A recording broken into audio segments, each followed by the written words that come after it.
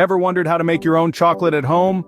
Well, it all starts with the right ingredients. First off, we have cocoa beans, the heart and soul of any chocolate bar, lending it its classic rich flavor. Next up is sugar, which balances out the bitterness of the cocoa and adds a delightful sweetness. Lastly, we have cocoa butter, the secret behind that smooth, melt-in-your-mouth texture we all love. Now that you know what you need, let's move on to the first step of the process. Cocoa beans are the soul of your homemade chocolate. Preparing them properly is essential. To start, you'll want to roast your beans in the oven.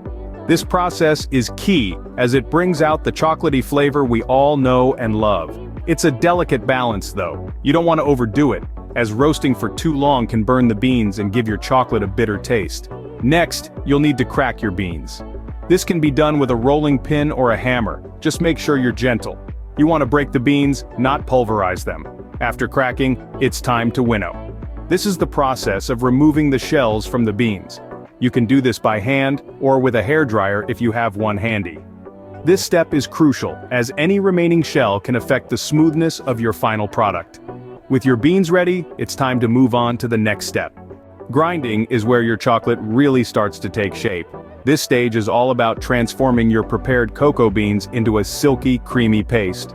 To do this, you'll need a grinder. Any kitchen grinder should do the trick, but there are also specialized chocolate grinders available if you're a real chocoholic. Now here's the thing, you can't rush perfection.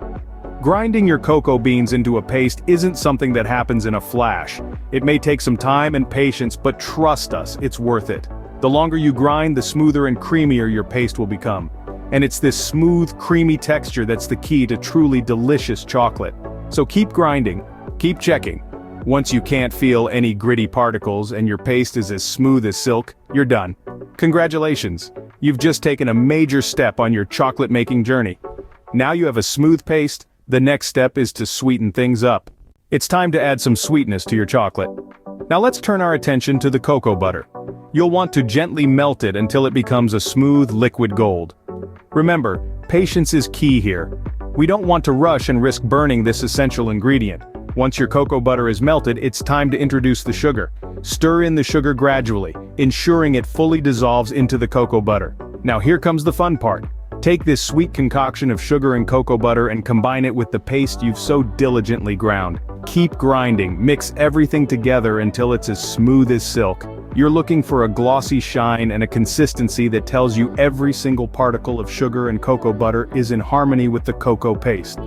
And there you have it, your very own homemade chocolate. All that's left is to shape it, cool it, and most importantly, enjoy it.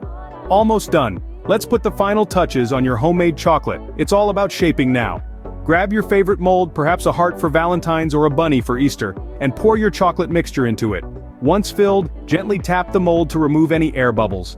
Now it's time to chill. Slide your mold into the fridge and let it rest until your chocolate sets. Congratulations, you've just made your very own chocolate at home. Enjoy the fruits of your labor and remember, practice makes perfect.